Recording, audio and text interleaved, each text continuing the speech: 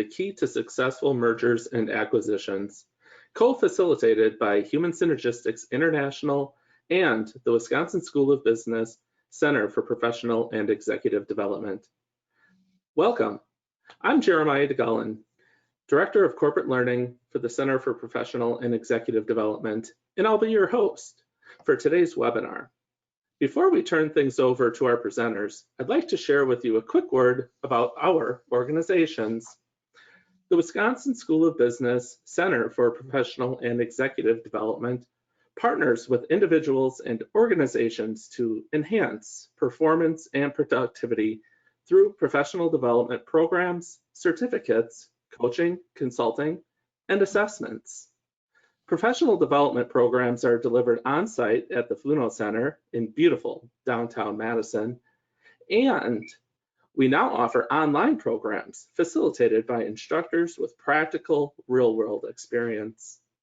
The Center for Professional and Executive Development also partners with organizations throughout the country to provide customized on-site and online professional development programs, coaching, and consulting. For more information on the Center for Professional and Executive Development, please visit our website at uwcped.org.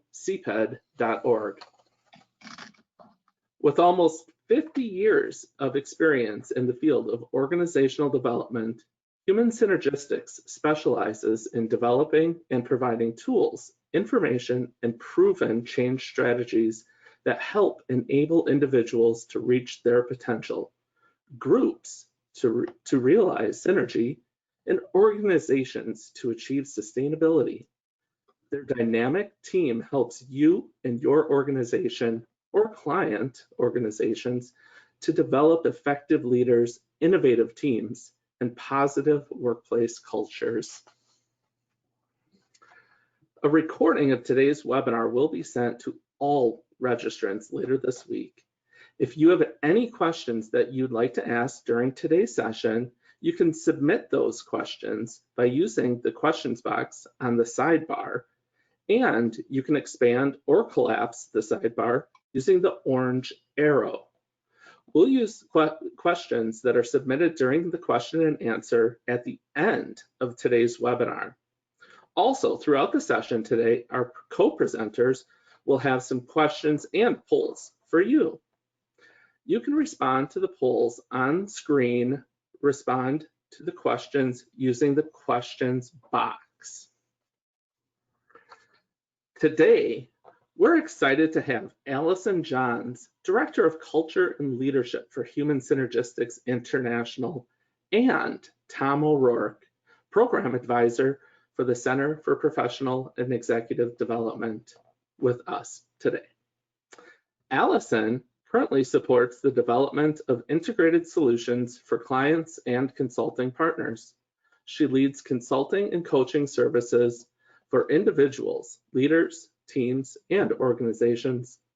Her focus and experience over the 12 years at Human Synergistics has centered on organizing, planning, developing, and facilitating client projects and workshops throughout the US and globally.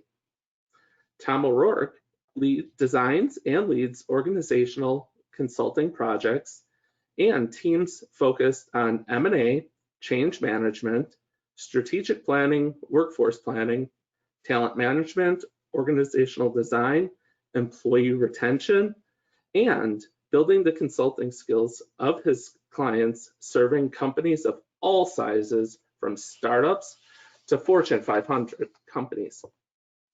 Tom has led a number of merger integration efforts across multiple industries and built the M&A methodology for a global consulting firm. Additionally, Tom speaks on the topic of M&A at state and national conferences, sharing his perspectives on best practices and lessons learned. Tom's previous roles include serving as a partner at 2 of the world's largest consulting firms. Welcome both. And Alysun? Thanks so much, Jeremiah. Excited to join all of you and co-present with Tom today on this topic of culture and mergers and acquisitions. So In my time today, I'll focus more on how culture works and how we need to keep culture the focus as we embark on these mergers and acquisitions. So to get us started, as Jeremiah mentioned, we'd like to kick off with a poll and get some feedback from you all. So our first question will be, what are some of your current concerns or challenges when it concerns your organization's culture? The poll is open, so be sure to submit your answer, and we'll have it open for about 30 seconds.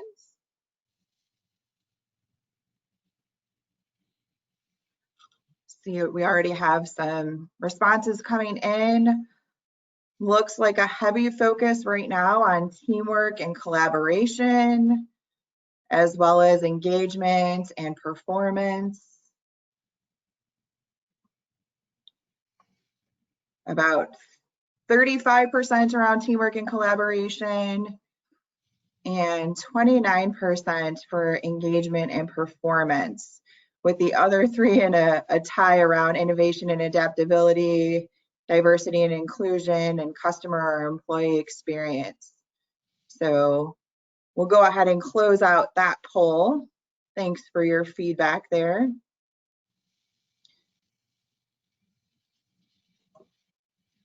So just so you can see the poll results, as I was mentioning.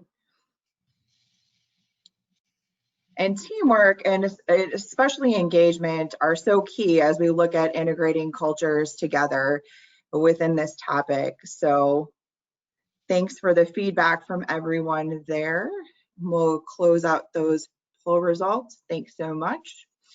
All right, so as we think about culture, we also want to think about the difference between culture and climate. So typically, when we are embarking on a merger or acquisition, we're keeping it more at that surface level of seeing where we have those differences in our perceptions and attitudes, which are primarily the organizational climate. So looking at how we set strategy, what are our goals?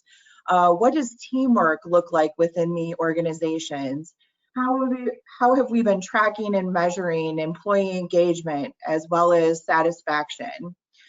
Where we really need to work and focus on is to better understand what those underlying behavioral norms and expectations are. So we may say that we should expect people to take on challenging tasks, plan ahead, know the business, but in reality, in our current culture, we're expected to never make a mistake or push decisions upwards, not taking that initiative or working collaboratively together and having that teamwork that can often be a challenge for the organization. So it's key that we understand both of how the climate is helping to drive the culture and getting to those key cultural norms and expectations that are leading to our overall outcomes of the organization. So one way to think about it, and just to give you a little bit more context around the definition of culture, this is our system of shared values and beliefs that really lead to behavioral norms that guide how we're working together, we're approaching our work, as well as solving problems within the organization. So a simple way to think about it is the way we are expected to do things around here. So really going beneath the surface to see what those behavioral norms are. It's also key that we think about how we can connect culture and performance. So we need to understand the current culture and what those behavioral expectations are, but think more about what our benchmark is or what we're actually striving for and should be expected in the organization in order to maximize effectiveness. So we're essentially moving from our current culture to the ideal culture that we're striving for. And we can look at this this is our Circumplex model that we use to actually get to those underlying behavioral norms in both the current and the ideal culture. And we measure them through 3 different categories, looking at the constructive, passive defensive, and aggressive defensive.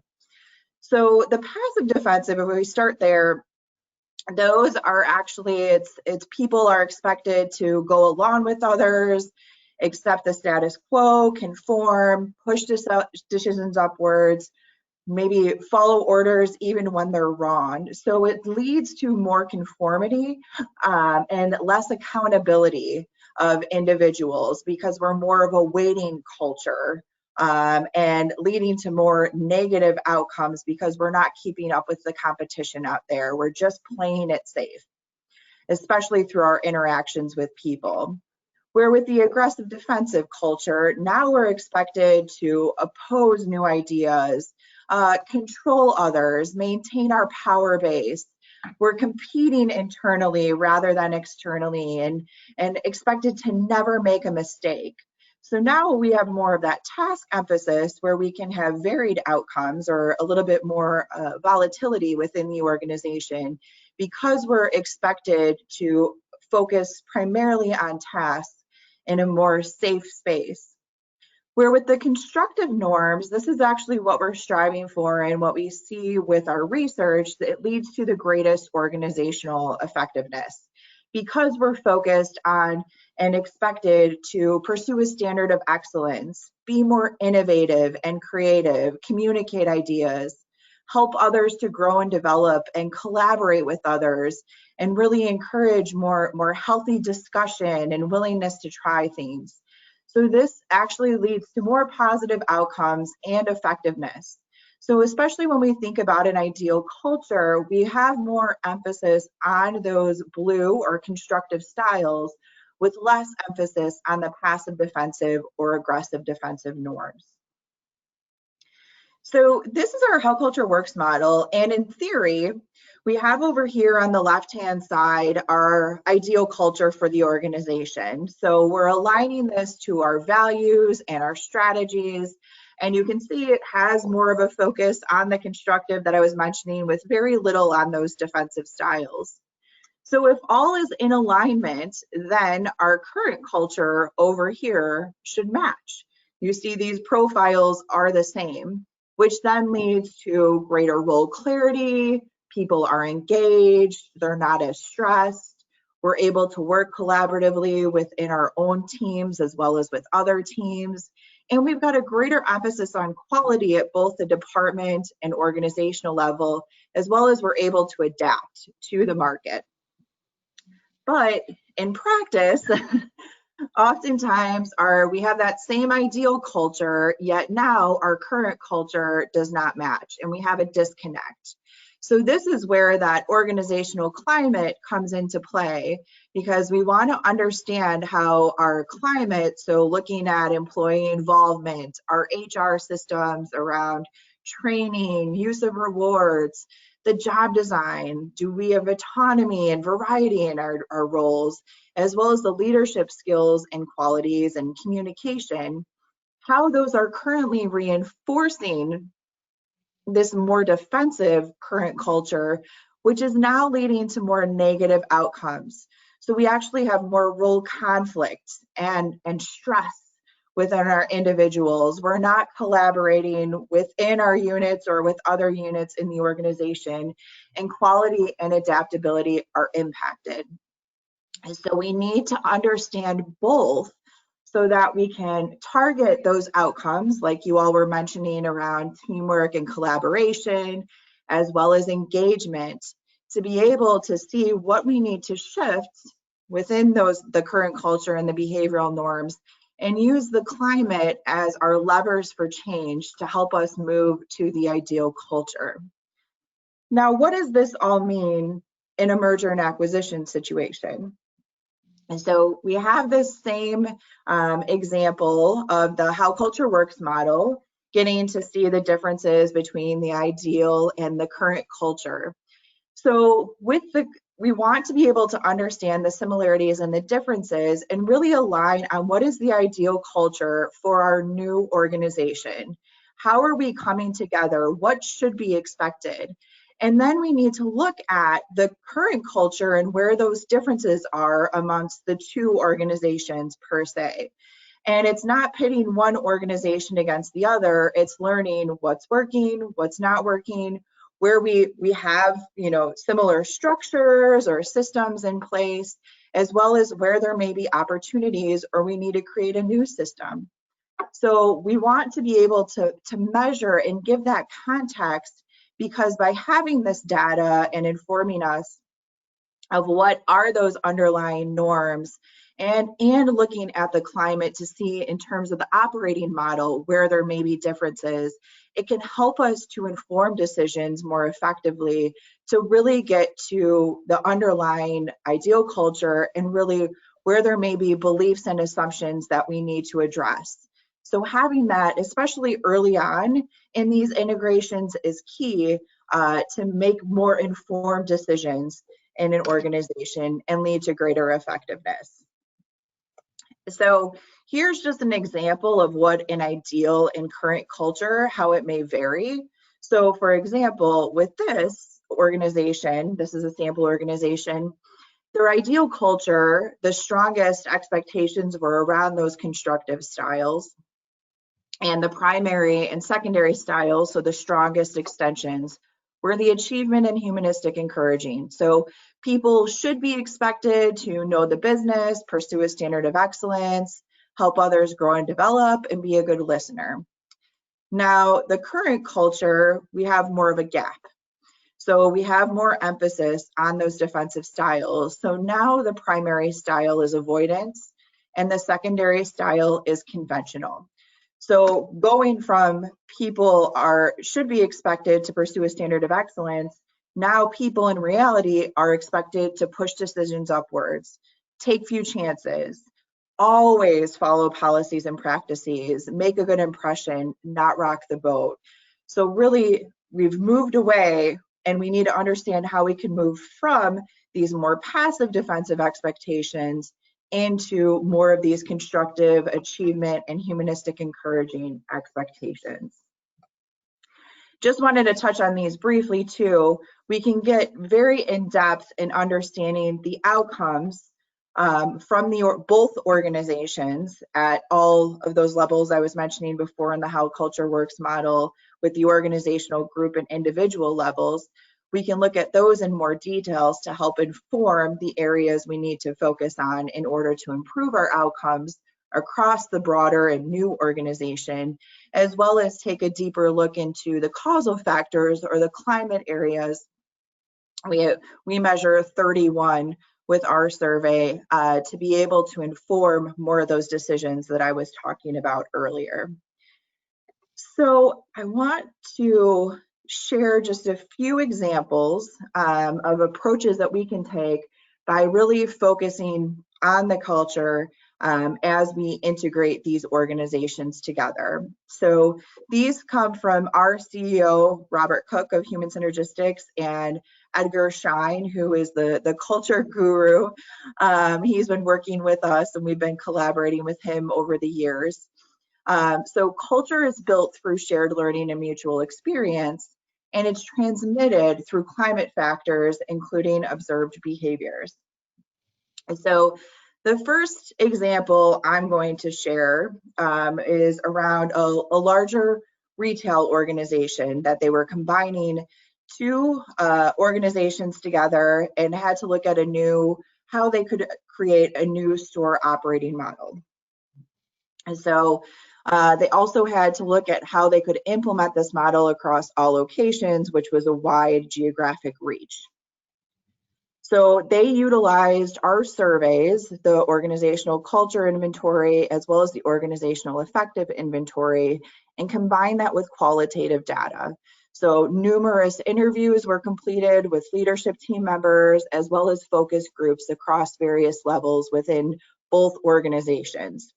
So the importance of having not only that quantitative data, but also the qualitative data to bring it to life more and hear what it sounded and looked like within the organization. So they were able to use those results. So with the ideal culture, that helped them to inform their new purpose and really dig deep into understanding what their new customer value proposition was for the organization. They also defined a clear from to, as I was showing earlier, of how they could move from the current culture to the new ideal culture for the combined organization. So rather than continuing to operate as two organizations, what was our combined approach? And from there, they were able to refine plans to really engage the team members and implement this new model, as well as understand the strengths and weaknesses to integrate into work streams across the organization. And so just high level, they were able to define, we're moving away from an us versus them conversion. So the people were avoiding confrontations and playing politics to now one team, one plan. So the whole being greater than the sum of the parts, having more healthy debate and conversations, and being able to involve people and come together in decisions. And so they use these three parallel paths to get to that success. So they utilized a culture roadmap to support their key priorities. They leveraged the ideal, which tied back to the purpose, as well as the culture findings, both the climate and culture data, to integrate and more effectively operate those work streams. So that's one approach. The second was another situation where they were coming in. The first organization had done a detailed analysis of both their quantitative and qualitative data, where the second organization that was being integrated, they had used an engagement survey. And so we needed to approach these two organizations, still wanted to understand the culture, but they weren't ready to embark on a deeper assessment.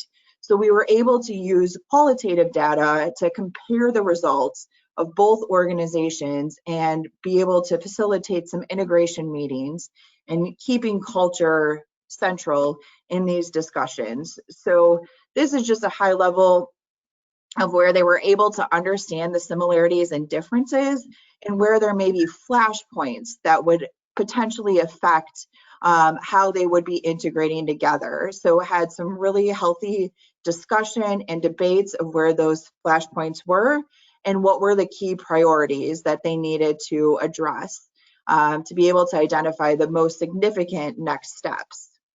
So this is just a way to see between the two organizations, where were those flashpoints. So before I hand it over to Tom, just want to recap real quick the importance of culture in these situations. It's really, without having that cultural data to inform us and our decisions, makes a merger and acquisition much more difficult. So we really want to define and tie it back to the broader vision, purpose, and values, identify those flashpoints across the organization and subgroups, identify those strengths and weaknesses in our climate to understand how we can put those into play in our work streams and team plans, and use those overall culture and climate results to refine our plans and actively engage, that being key, not only just leadership, but their broader population, how we keep them involved in terms of making this integration a success. So having that baseline data is really a foundation for how we can track not only how the culture is evolving, but how the integration is successful. And so with that, Tom, we were both talking about how we are Irish and fast speakers, so I'm handing it over to you. Indeed. Thanks, Alysun. Good stuff. I think it's a great setup to what I want to cover moving forward. So just to give some context, much of what I'm going to cover is based on my experience. As Jeremiah mentioned, I've worked across a number of mergers and acquisitions, got the lessons learned, the best practices. I've done a number of workshops and presentations on the topic, which I'll get into some of that content in a bit. But understand kind of what I plan on sharing is really getting down to not just culture, but some of the common tools that we use and you may be using as part of an overall integration, and certainly culture being a key component of that. So next slide. So we're going to start with another poll question just to get a common understanding, level set on where your experience is with mergers and acquisitions.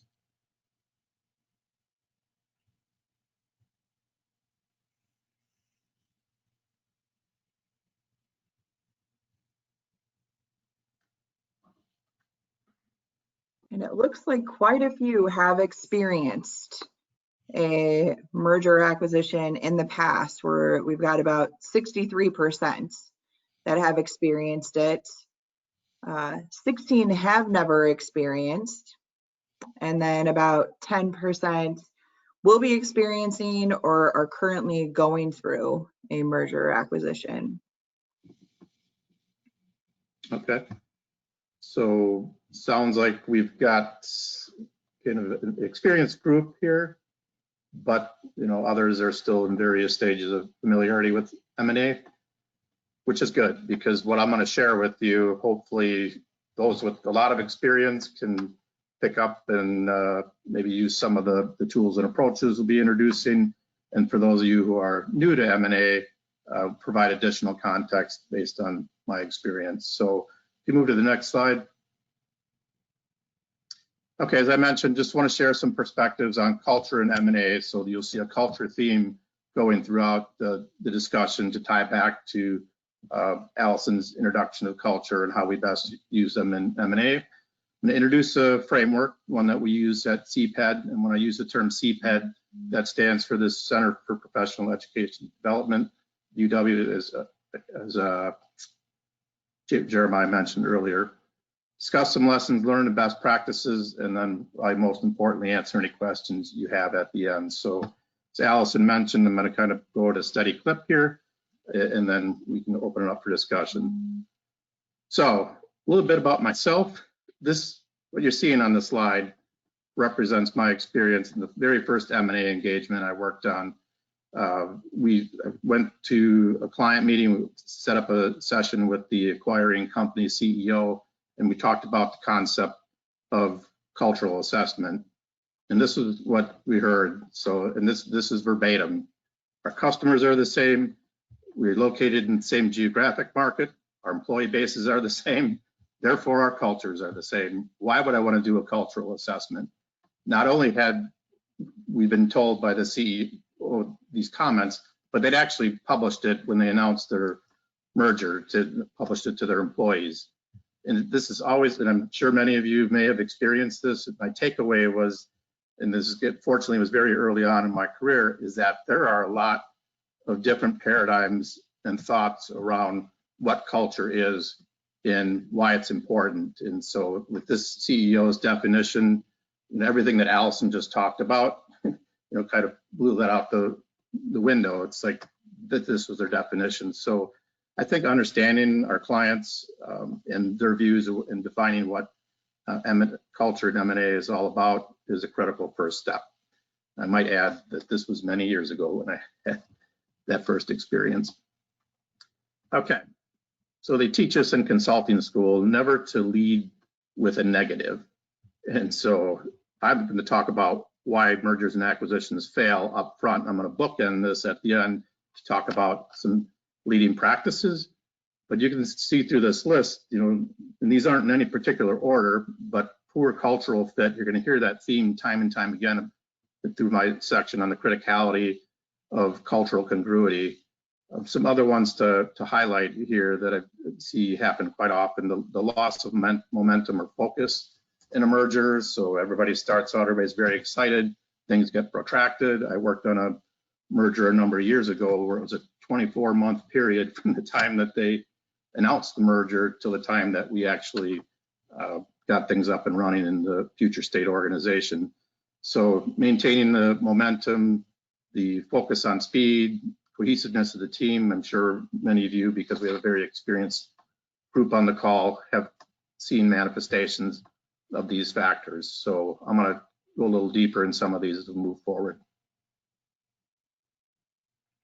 Okay, I mentioned at the beginning that I was going to introduce a framework. So this is the framework we use at CPED, where you see CPED focus at the bottom when we work with our M&A clients. Our focus is really on cultural integration, organizational design, infrastructure, staffing and transition, and communication and change management. So yeah, the operative term here is the integration piece of it. So we make certain, and I'm sure many of you do in your plans, that each component of this model kind of aligns along the M&A journey. And you're going to hear my point of view about the sooner we can get involved in these in M&A as if you're working on your M&As is an important factor. Next slide. Okay, so I mentioned earlier that I'm going to talk about some key tools that many of you probably use in your M&A approach, and just introduce. I'm going to go through each of these somewhat quickly, show you, talk about the concept, show you a sample of a tool that, again, many of you probably already have in flight, but maybe there's some points that you can build off of from that. So HR due diligence, right up front, you're going to hear my point of view on cultural assessment should take place there. I'm going to share an example of a checklist and some thoughts and steps around that. Cultural integration strategy. So it's not just kind of doing the cultural assessments, as I mentioned, but determining what strategy the organizations want to use moving forward. We're going to talk about concepts like blended strategies or pluralistic strategies, but I'll hold that thought till we get to it. Change management planning.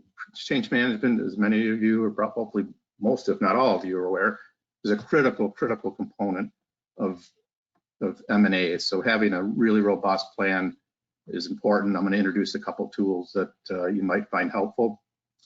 Org design. So we've got the cultural integration strategy in place. What steps do we use in building org design?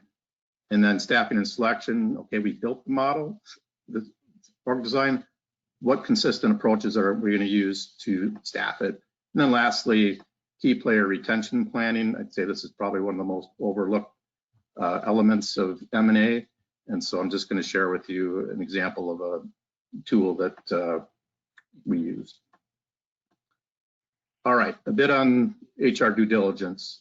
So these are just some key steps and activities. I don't know how many of you have been involved in HR due diligence. I know a lot of the folks I work with on the culture side come in post-merger integration. You see that I have on here bullet point HR due diligence checklist and conduct cultural assessment. So anytime you see anything referenced in red, I'm going to demonstrate or introduce a potential tool that you put in the quiver. But the key takeaway on this slide is conduct a cultural assessment up front as much as you can. So I'm going to talk about that in the next slide. So this is just a predictable pattern I've seen at some of my M&A presentations and workshops. I always ask the question, how many of you conduct some form of cultural assessment as part of your mergers? And 80% of the hands go up, yep, we do that, yep, we do that. And then when I ask the question, how many of you walked away from a merger opportunity due to cultural incongruity? That little item there is a cricket, because we don't hear a lot. In fact, I went through a 5-year stretch where I didn't come across a single example of where somebody has walked away from a merger opportunity based on the cultural due diligence. And the one company was a global software company, very well known. I won't mention them by name, but the person that spoke said, we do it all the time, we walk away. And I call it out at the bottom. Cultural incongruity is often cited as the #1 reason why mergers and acquisitions fail. This has always been a head scratcher for me. It's like, if you're going to invest all this resources and time and money in an acquisition, wouldn't you want to know upfront the cultural component, the #1 reason that these M&As fail? So that's kind of the key headline there, and I'd be interested maybe at the end if anybody has walked away from a merger, but we'll say due to cultural incongruity, but we'll save that to the end. Okay, this is an example of a due diligence checklist. There's many variations out there, but you can see down the checklist board there, I put cultural assessment up front. To the extent you can get involved in doing that up front, it's critical. You can see the rest of these org charts, like demographics, compensation structures, et cetera. These are the things that we use as part of due diligence approach from an HR perspective. So, and I'm sure many of you have used variations or look. So I just wanted to kind of introduce the concept particularly for those who may be new to M&A. And this comment at the bottom, side-by-side format, we typically just align both organizations and go right down the list here and compare as part of due diligence, benefits plans, comp structures, et cetera. So important element up front in an M&A, and to the extent you can get involved up front doing HR due diligence, I think that's the great first step. So next slide. Okay, cultural integration strategy. So this is not cultural assessment per se. This is actually, you see at the bottom, you can choose a cultural integration strategy. So to do that, you need to do the cultural profile tools. Alysun mentioned OCI. I mean, a big fan of the OCI. It takes a very esoteric topic of culture and helps frame it up where both the left side and the right side of the brain can understand what culture means. Because if you tie it back to that CEO example, my first M&A, that was kind of their definition of what culture is. So I'm just big fan of the OCI and used it accordingly. So compared differences, I think Alysun talked enough about this. I do want to kind of shift to the next slide to talk about cultural integration strategy. And again, this is, you've done your cultural due diligence and cultural profiling. What type of strategy do we want to use? Are we blended? So that's combined strengths. So it's probably the most common cultural integration strategy I see from an acquisition. Let's take the best of this organization that we're acquiring and blend it. Very strong. I'd say that's probably 60 to 70% of the mergers I've worked on. Assimilated, one replaces the other. So very strong cultures will in many cases just assume and assimilate the new acquired entity, and they will adopt their cultural standards. Then pluralistic, which I don't see as often, is where both organizations just stay separate. And so kind of brings up this concept of merger of equals, and it sounds good. I mean, you hear that a lot, but I think in reality, you know, there's winners and losers in M&As, and when you build the culture, I think part of that is building the cultural profile and what the outcomes might be. So, and again, and in mergers of equals that are positioned that way, the blended strategy typically is the one that comes up number one. Okay, next slide. So I'm not going to drain all these cultural integration leading practices, but just want to call out a couple of them. You can read through these. The cultural integration strategy, as I just mentioned, you got to get that agreement up front on what that's going to be moving forward. This idea of thoughtful design and implementation of organizational change, you're going to hear that upcoming. I just think the change management and any M&A is pretty critical. And this idea of two-way communication process, I'm going to show an example of a communication plan in the next couple slides, but you will live and die by how the communication is structured, and plus the idea of being able to have dialogue back and forth. We'll talk a bit about that. Next slide. All right, change management planning. So I'm going to introduce some concepts here. The merger guiding principles. I'm a huge fan of getting these designed up front, and I've got an example coming up here. Stakeholder analysis tool, which many of you are probably familiar with. In my mind, that's kind of the DNA of any people planning as part of a merger. The communications plan I mentioned earlier, I'll give you an example of that. And that's just tracking the change risks and barriers and building mitigation plans. Stakeholder analysis tool kind of feeds into that, but you know, identifying those risks up front.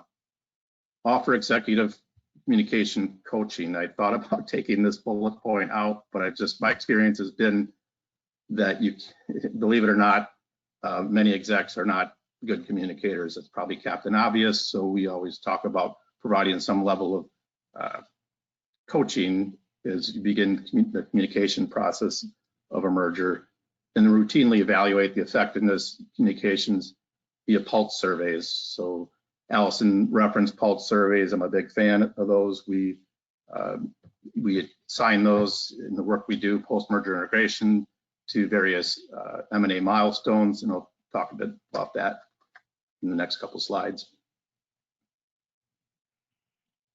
So here's an example of some merger guiding principles.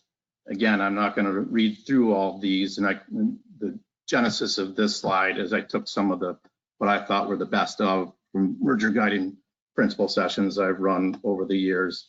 And a couple to call out. One that I loved was number 3 is the client said we will provide employees with enough information to make informed decisions about their futures. So everything we did on this particular merger, everything was in writing. They were very transparent and just wanted to minimize the level of stress in the workforce. And then this last bullet point, management reserves the right to modify the parameters of the program, but will do so on a limited basis. If there's anything that impacts trust in a merger, it's when management leaders continue to change the rules, so to speak. It kind of ties back to that bullet point around trust. So, so changing parameters on a very limited basis directly impacts the trust level moving forward. So again, it's just the headline takeaway here is establish your guiding principles up front. Next slide. So I mentioned the stakeholder analysis tool. I know that's kind of an eye chart screenshot, but there's nothing magic about the tool. Again, many of you probably use something similar, but as I mentioned, I view this as the DNA of any people planning around a merger, and quite frankly, for any type of project that involves large-scale change. So we track the individual stakeholder groups by their concerns, their current commitment level, their future commitment level, their desire where we need them to be. Any communication needs or wants of that stakeholder group we capture and build risk mitigation plans. This is kind of the spirit of one size does not fit all. And so that's why we manage to that level. And I mentioned the concept of change agent network at the bottom. So oftentimes in M&As, we'll assign change agents to represent that particular stakeholder group. So they are literally populating their line item on this tool based on kind of the hearts and minds of their stakeholder assignments. Next slide. So sample comms plan. The takeaway here is kind of at the bottom. You need to get ahead of the messaging, be proactive, have a plan. You will live and die by the communications. As I mentioned earlier, people will hang on every word you say. You need to establish a level of consistency in messaging.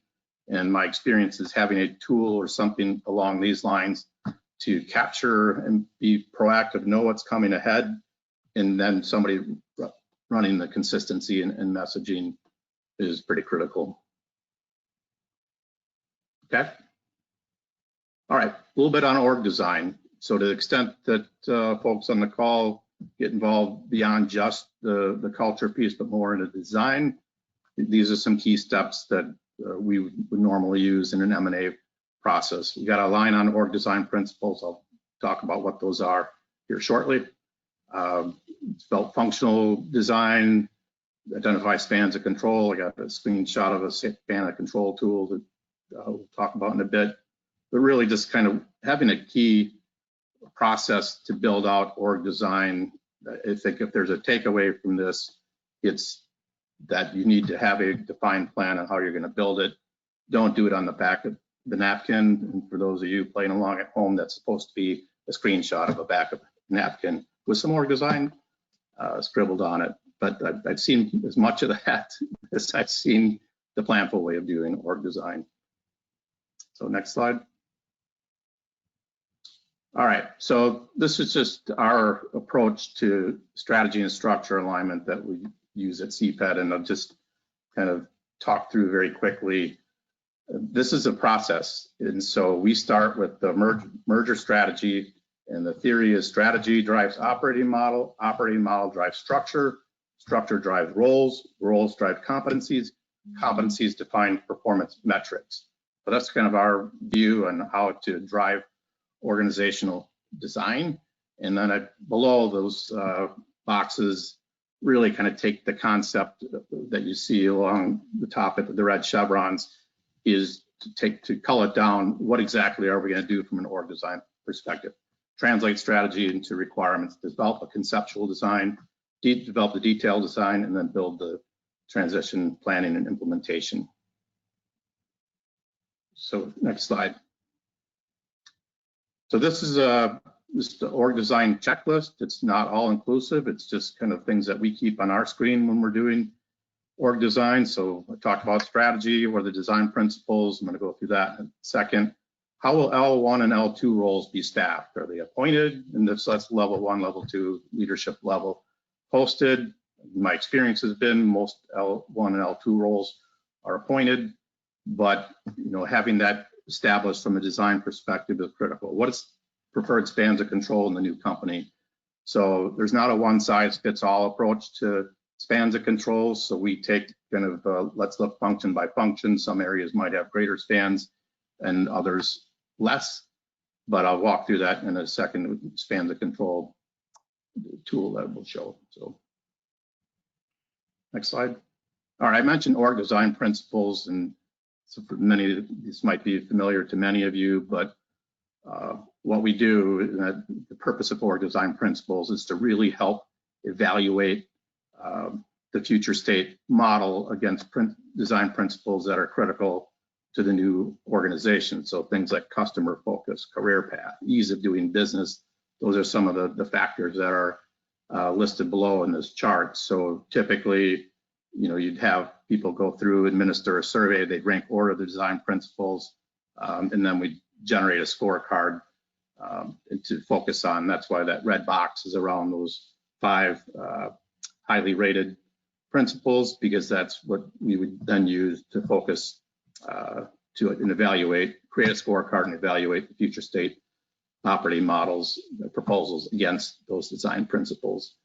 So I just wanted to make certain when we talk about design principles, that's kind of the concept here. And I just think they're good grounding in helping establish, the factors that are most important. And actually the exercise of going through the design principles in an M&A context is very powerful, because you get both leadership teams to help prioritize which principles are most important, and then ultimately to help build out the future state organization. Next slide. So I mentioned spans of control. The key headline on this, I think I already covered, was, spans of control are not one size fits all. And I know a lot of organizations will say, well, the first level it's 5 to 7, and the next level it's 8 to 10. This spans of control tool actually gets a little more granular and looks at certain factors to how to build out spans and bring in a point of view. I think that bullet point that says allow for data-driven, fact-based, and directionally correct point of view versus one size fits all. That's the spirit of spans of control evaluation. Again, many of you probably have something similar or are doing that level of analysis. The takeaway here, again, is spans of control are not one size fits all, and we should be a little more intentional about them as you go through your merger and acquisition process. Okay. All right, we built the organization. What do we do to build the organization? So these are steps, high-level steps, and again, probably have much more detail in the M&As you're working on. My key takeaway, and big fan of this standardized staffing and selection approach. I use the term position classification. I'll talk a little bit more about that in the upcoming slide, but that's a headline there. And then conduct interviewer training on standardized interviewing. Believe it or not, everybody's not a great interviewer. So I think when you're in an M&A context and you're bringing 2 organizations together, having a level of consistency in how interviewing is conducted, if you're using behavioral interviewing or whatever approach, that people are trained in how to conduct interviews. So next slide is just an example of a classifying positions tool. It's kind of an eye chart as well, but the idea here is we would identify what roles are incumbents, which roles are posted, which ones are eliminated, which ones are appointed, and provide definition around each of these. And so spirit of this too. And if you tie it back to, hey, we want to keep people informed and make informed decisions, you know, this incumbent role, for example, you know, there's debate whether or not, and this is a role that doesn't change in the future model. Do we let them know up front, or do we wait till everybody else finds out their situation? Big fan of letting people know as soon as you know how jobs are being impacted, to get that communicated. Okay, next slide. And lastly, and as I mentioned, probably most overlooked, is this key player retention concept. So going through the exercise, and I've got a template on the next slide, going through the exercise of identifying who your key players are, and focusing on that through an M&A is critical. My point of view is, you think, oh, it's all the executives.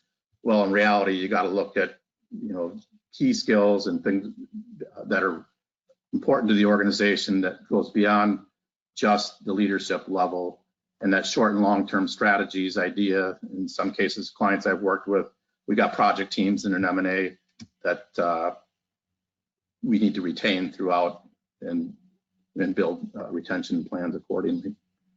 So next slide. I'm not going to spend too much time on this, but this is an example of a key player retention matrix. So you could probably, again, if you have one, there's some factors on here. We look at impact of the organization, difficult to replace, who's being impacted, are there immediate successors. Let's move on, because I want to allow time for questions. And then lastly, the idea, if you're an acquisitive company, is you want to build an acquisition integration footprint based on lessons learned, postmortems, plus deltas, whatever.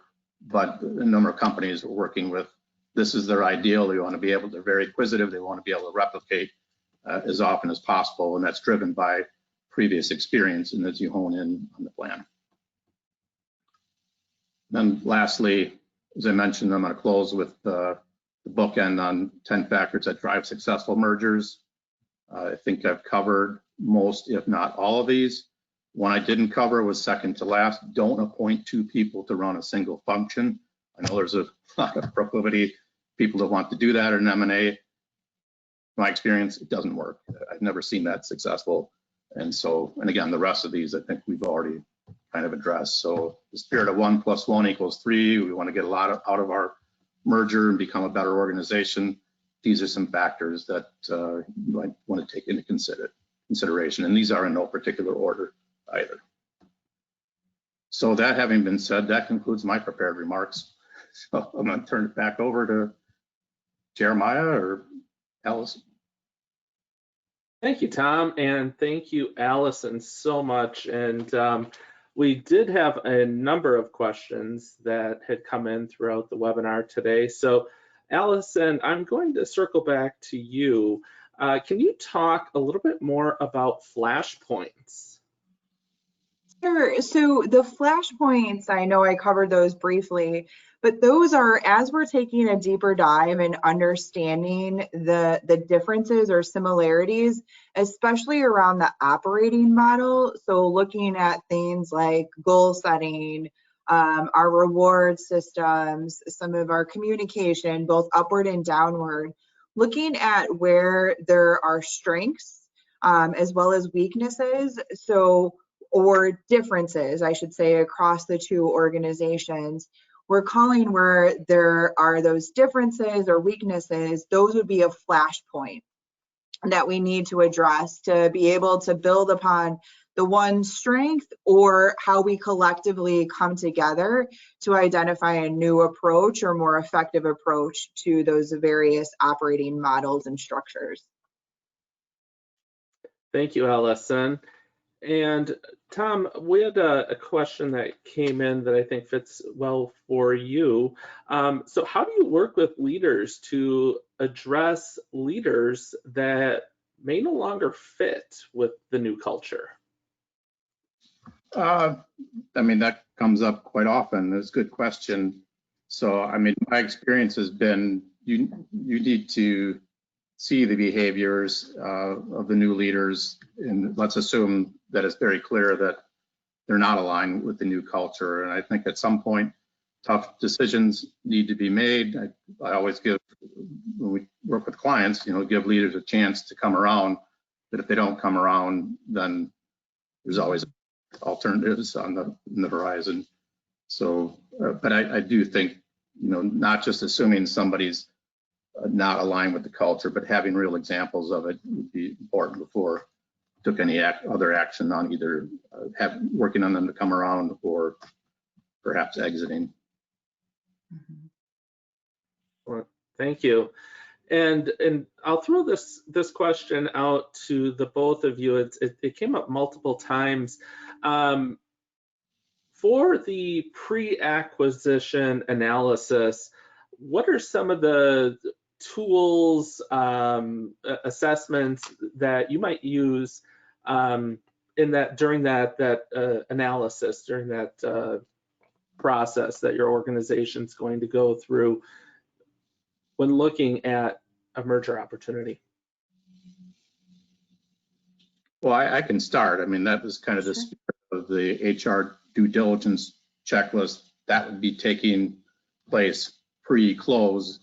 And then, as I mentioned earlier, to the extent you can build in the cultural assessment, cultural profiling during due diligence, I think it sets the organization up better. But I'm also a realist. I know many clients I've worked with have introduced cultural assessments post-announcement, but spirited HR due diligence is pre-announcement.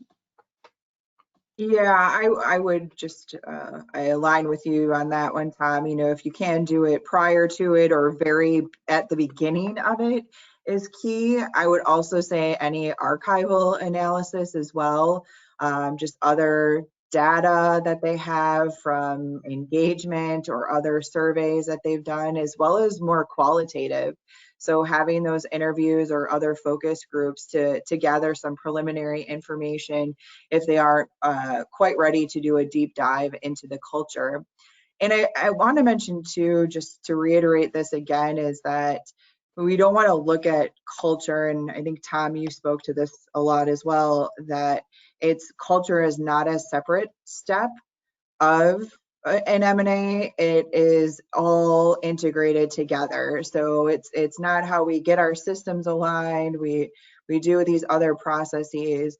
The culture is underlying all of the work that we're doing. So it's using us to, or using that to help us make the decisions, rather than we meet about this and then we meet about culture once a week. It's all coming together, and we don't need to pull it out as a separate topic per se. I agree. All right, thank you. Another one that talks about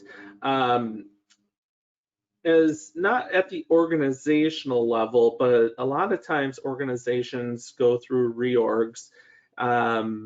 Maybe there's a change in leadership, maybe there's a new strategic objective.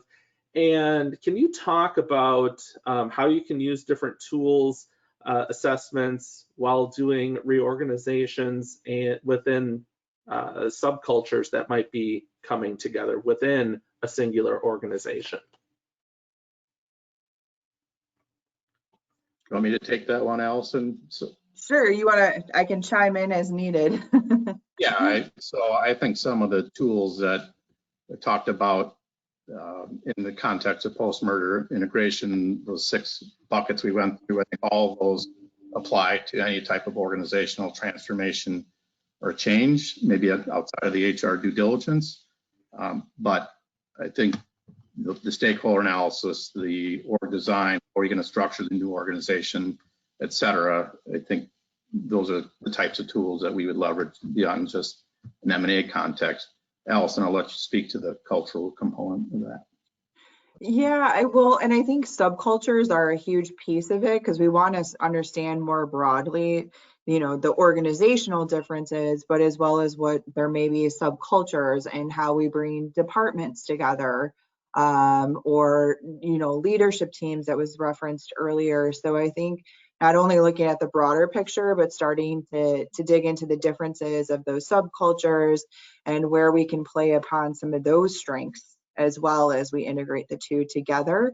And even just in an org, a reorg, I would say that comes into play, because subcultures can really make or break an organization. We can have some pockets that are doing excellent work and others that are struggling. So to my point earlier, we don't want to pit the groups against each other. It's let's understand what's working, what's not working, and why, and how we can make some of those shifts, understand the culture, and make some more of the shifts in the climate so that we can effectively work together.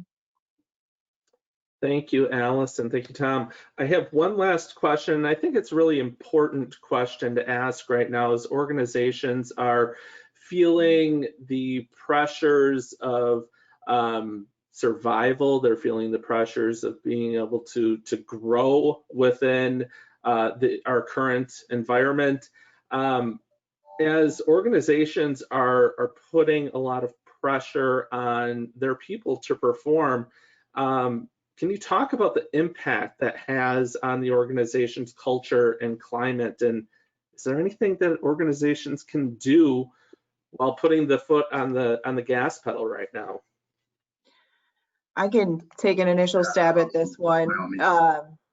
It's really that balance of people and task, and that's where those constructive styles come into play. We of course need to focus on getting the job done. Revenue is top of mind and all of that, but we can't forget the people. So we can get even better results by ensuring that we are working together collaboratively and involving the key people rather than putting pressure on individuals. So I would really say that, you need both the people and the tasks to successfully achieve as an organization.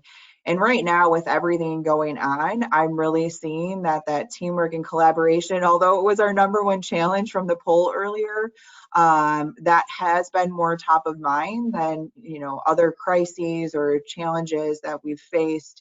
I think the current crisis that we're all going through right now, the emphasis has been on the people. So how do we ensure that our people are supported so that we can work effectively, has been key. Now, with that being said, how do we continue to keep that momentum going and ensure that we support our people as we go back and start getting people back into the workforce in person rather than the virtual? So I think it's key that we reflect on what we're learning and what's working right now and apply that as we move forward, and maybe let go of some processes or other procedures that we had in place that may not be as effective. All right, Tom, anything to add to that? No, I think you nailed it. All right. Well, I see we are at time here. Alysun, Tom, thank you so much for taking the time and sharing your expertise with us today. And for our audience, thank you so much for tuning in. And on behalf of Human Synergistics International and the Wisconsin School of Business Center for Professional and Executive Development, thank you so much for joining us. And keep a lookout for upcoming webinars or programs that we'll be putting on that might be of interest to you. With that, take care. Thank you, everyone. Appreciate your time, and we'll be in touch. Yes, thank you all. Thanks for attending.